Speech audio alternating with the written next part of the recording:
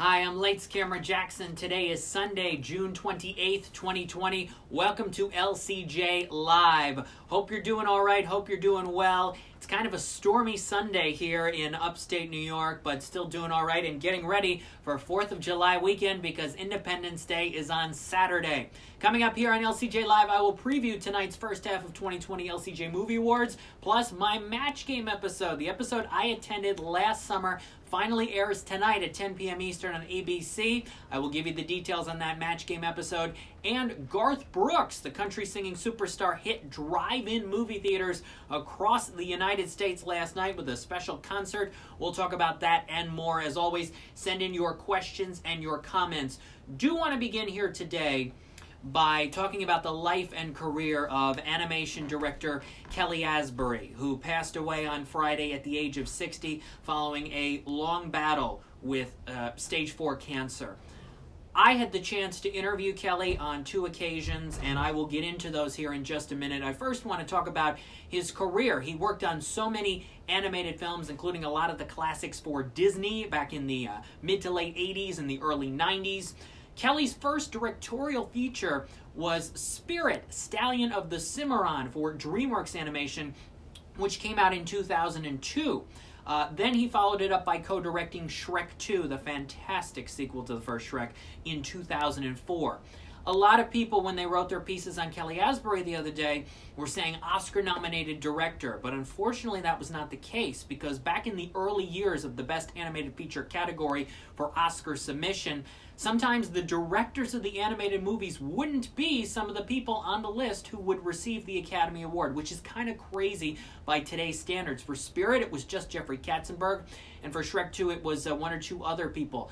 Kelly should have been on the ballot for both of those, I really believe so, but nonetheless he directed 2 Best Animated Feature Oscar nominees. He then followed it up in 2011 with Romeo and Juliet, the dazzling animated musical with James McAvoy and Emily Blunt and so many others. It actually earned him Annie Awards nominations for writing Romeo and for directing Romeo, collaborating with the likes of Elton John and Lady Gaga and so many others involved in Romeo and Juliet. I still consider it one of the most underrated animated movies of the last decade. It is a really sweet movie, and I was so honored to have the chance to tell Emily Blunt that herself on The Tonight Show the first time. And then he worked on some more animated films, but then his next directorial feature, so I have Puss in Boots here to represent Shrek 2, his next film was Smurfs: The Lost Village in 2017 for Sony. Sony had done the 2 live-action CG animated Smurfs movies that came out in 2011 and 2013, but then they wanted to shift gears and do a completely CG Smurfs animated movie, which had the voice cast of Demi Lovato and Mandy Patinkin and even Julia Roberts. This was the first time I had the chance to interview Kelly Asbury over the phone, thanks to my friends at Sony Pictures Animation, when Smurfs came out in springtime of 2017. There's a sequence late in Smurfs: The Lost Village, which is a nice movie if you have not seen it, but there's a dramatic moment towards the end of it, an emotional moment, kind of that unexpected moment, and you feel sort of similar stuff in Romeo, but really you get it in Smurfs: The Lost Village, and maybe you don't expect it to happen, but it does. And so I asked Kelly about this moment, and he said, that's part of the beauty of good stories, is having different levels of emotion, both happy and sometimes a little poignant. Those are the kinds of stories that he wanted to tell. Look at Shrek 2. Shrek 2 is hilarious. Shrek 2 has so many pop culture references and things, but it also gives you emotional perspective too about what love can truly be. And then his final film, his final animated feature that he directed was Ugly Dolls, which came out just last year, May 3rd of last year, a little more than a year ago. And I saw Ugly Dolls on the day it came out, which was actually the Thursday, the May 2nd. Then I had the chance to do another phone interview with Kelly the next day on Friday the 3rd. And then Ugly Dolls is a sweet film. It is. It's a good film if you have young kids at home and they're looking for something to watch during this time. Ugly Dolls is on Hulu right now, and it's an appropriate film for young kids, even if they weren't old enough to see this in a theater or aren't old enough to see a film like this in a theater. You can put this on and enjoy it because of the songs and the colors of the characters. So I've got Ugly Dog here, voiced by Pitbull. Kelly Clarkson's in it, Blake Shelton, Wanda Sykes, a lot of good people in this. Janelle Monáe. There's a fantastic song. in Ugly Dolls that should have gotten more awards consideration, called Unbreakable. If you could find that sequence online, it's Kelly Clarkson and Janelle Monáe's characters. A really nice, emotional song. Again, Kelly Asbury, he knew how to put emotion into animated movies. He succeeded with that. The thing about him working on Ugly Dolls was he came in with about a year to go in production on this movie and basically revived the film from what it was and turned it into what it became in just about a year's time. That's really hard to do, especially for someone who at the time, at least during production on Smurfs and possibly during production on Ugly Dolls, had stage 4 cancer. I mean, to successfully make animated features under those conditions, it's a remarkable achievement, and for good quality films. So I asked Kelly, look, you made this animated movie basically in a year. Is it time for a little R&R, or are you going to make another animated movie in about a year's time? And he said to me, this was May 3rd of last year, well, it's both. It's time for a little R&R, but I have every intention of being back. 2 or 3 years, who knows? But I don't think I'll ever do it again quite in a year. And then he laughed when he said that. But then he said, but if I can make it back, I will for sure. And that's how basically our conversation with Kelly Asbury ended. It was an honor for me to get to know him through these interviews, and so many colleagues that I have messaged and spoken with over the years, and especially in the past couple days, nothing but nice things to say about working with Kelly Asbury, whether it was Smurfs or Ugly Dolls or stories I've been hearing about his work on Shrek 2. That is thunder and rain outside if you can hear it. So many nice stories and things to say about Kelly Asbury, who passed away way too young, at the age of 60 on Friday from stage 4 cancer. I will always remember our conversations that we had, and watching these movies. Spirit, I remember watching it at like a summer camp, probably the year after it came out, when it was then on VHS, so probably 2003, something like that. I can still picture it being on the TV. I still remember going to the theater to see Shrek 2 in 2004. And then Romeo and Juliet, that was a Saturday morning screening, and then the Emily Blunt connection and all of that, and then getting to interview him through Smurfs, which I saw at a screening, and Ugly Dolls. Really an honor, and I will always remember those films and remember Kelly, who appeared twice on the LCJ Q&A. So thank you, Kelly, for all that you contributed to the world of animation, all your characters, all your stories. You will be missed, but you will not be forgotten. And there you go. Kelly Asbury at the age of 60. If you want those episodes of the LCJ Q&A podcast, you can go to lights-camera-jackson.com. In the search bar, you can type in Kelly Asbury. You can also look for them through lcj.podbean.com, and the transcriptions of them are on animationscoop.com. If you want to Google Animation Scoop Kelly Asbury, both of those interviews come up. So thank you, Kelly, for all that you did. You will be missed, but not be forgotten. All right, Bob Hall says, is Tenet ever going to come out? Whew. You know, I when I put out that thing the other day that said February 26th, which is now 8 months away, is the final Friday before the Oscar cutoff now, and maybe there's a 26% chance that Tenet comes out that day. I still think there's a 26% chance that Tenet finally comes out that day. We will see if it happens August 12th, Mulan August 21, Bill and Ted and the New Mutants on August 28, Quiet Place the following weekend for Labor Day. We will see if it happens. If it is, it's going to be a powerhouse couple of weeks in theaters, but you just got to roll with it. At this point, you just got to roll with it. You got to stay safe. Take advantage of the movies that are coming to your home. This week it's a film called The Truth, which I'll have my review for that soon. Catherine Deneuve gives probably one of the best performances of the year. Fantastic performance.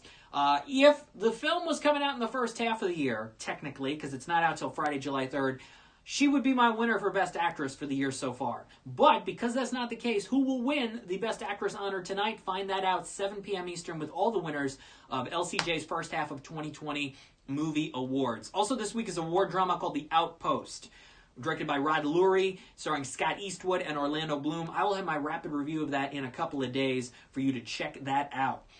New LCJ Q&A podcast episode with Taylor Meacham, the writer-director of a DreamWorks animated short that just won big at Annecy called To Gerard. That's going to be tomorrow at animationscoop.com, the transcription of that, and the new podcast episode late tonight into tomorrow as well. And then Tuesday, new episode of the Cinema Stories podcast, episode 4, doing 6 episodes total, with my good friend arts, entertainment writer, and film critic colleague Amy Biancoli. Her reviews were in the Hearst newspapers all over the country for many years. A film critic for more than 20 years. Amy Biancoli and I will chat about cinema stories on episode 4 of that podcast on Tuesday. So Garth Brooks.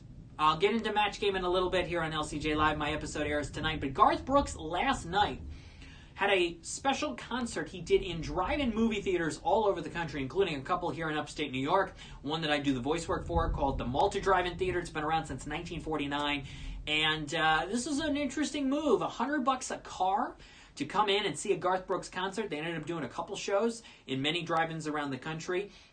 So we'll see if it did well. We'll see if the numbers come out.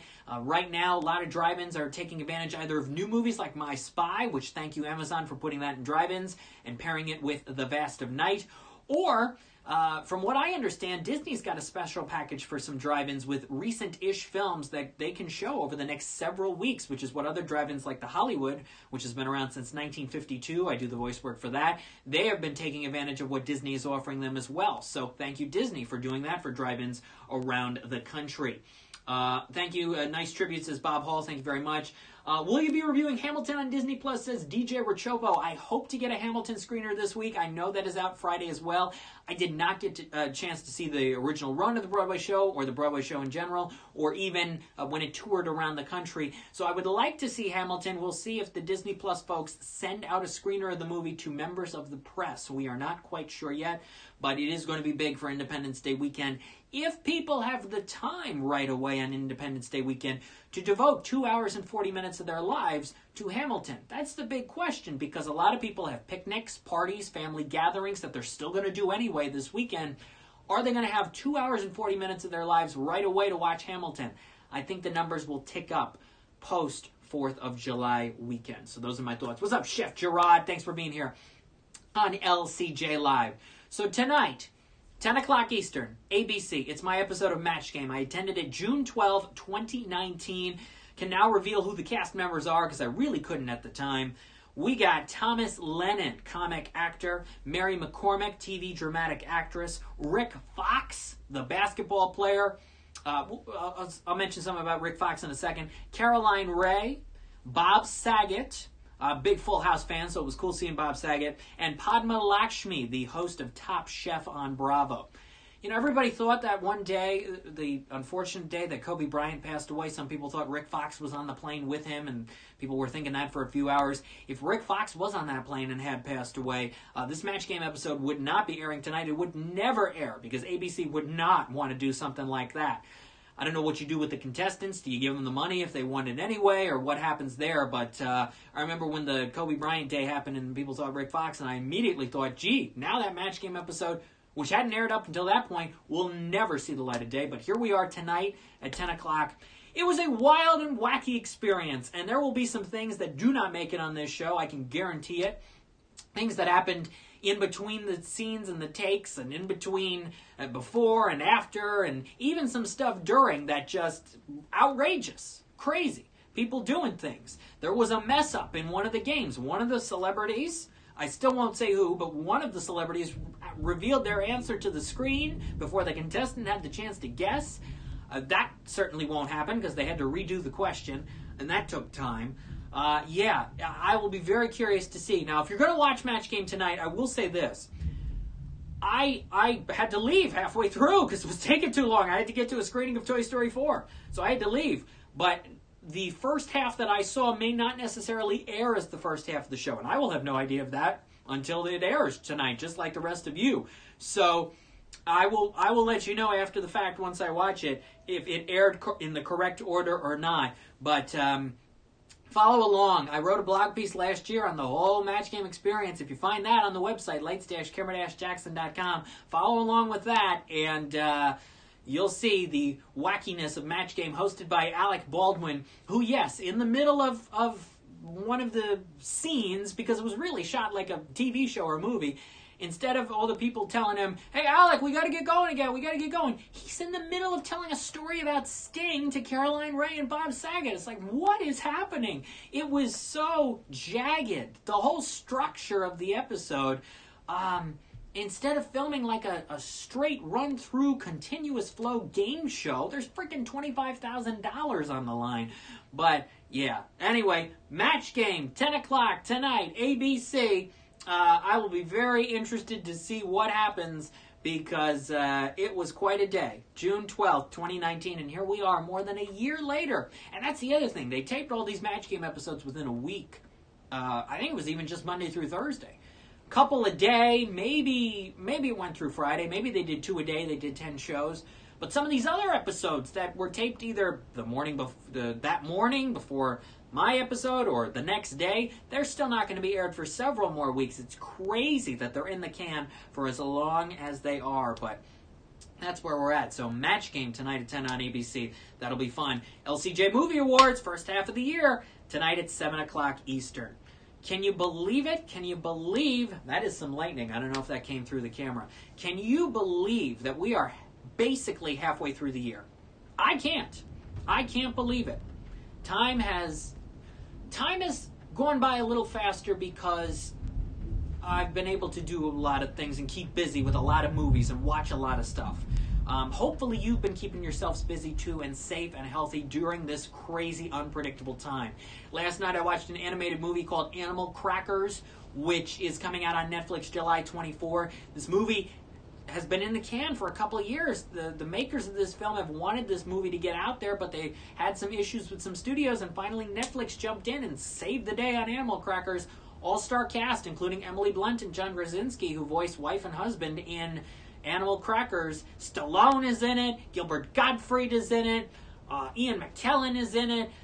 Raven Simone is in it. Patrick Warburton. Wallace Shawn. The cast in this movie is a big voice cast, and they're all in this Animal Crackers. It takes the cookies and the circus theme and combines them and twists things up and does all kinds of things for Animal Crackers, July 24th on Netflix. I'll have more on that in the coming weeks. But again, The Truth, I'll have my review of that soon. Also, The Outpost, new LCJ Q&A with Taylor Meacham from To Gerard, great new DreamWorks animated short, lovely short about magic. And Amy Biancoli joins me for Cinema Stories on Tuesday. As the rain comes down, hopefully this Saturday on 4th of July, it's a nice day. You enjoy it, and you also stay safe. Wear a mask, but also enjoy yourself, and hopefully the nice weather for Independence Day weekend. We will be back here next Sunday at 12 p.m. Eastern to talk about some big movies that are coming to streaming services and at-home viewing for Friday, July the 10th, including Palm Springs on Hulu, which I've had the chance to see, Greyhound with Tom Hanks on Apple TV+, and Charlize Theron in The Old Guard on Netflix on July the 10th. All of them are coming on Friday the 10th.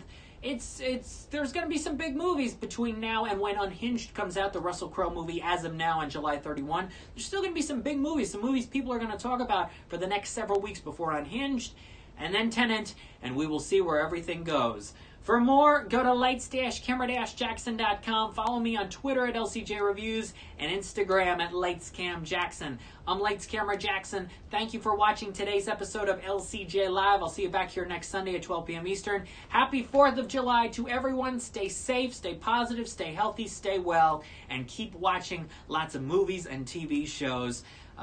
Thank you to Kelly Asbury, and I'll see you next Sunday. Bye-bye, everybody.